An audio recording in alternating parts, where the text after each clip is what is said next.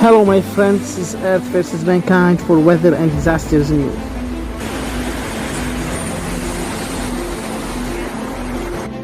In a rare event for the central area, there was heavy rainfall of 115 millimeters in about 4 hours.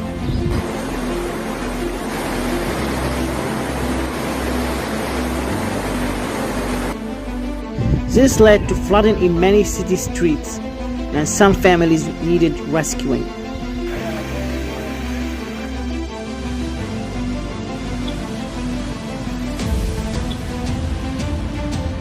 To address the hurricane's impact, the city council declared a state of emergency for transportation and healthcare zones.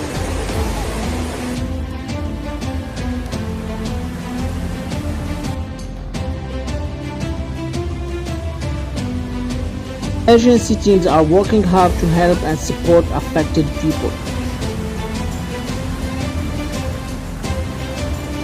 Officials advise residents to stay alert and follow safety instructions as the municipality works on recovery efforts. Estamos dando acá en Limpio. La misma situación.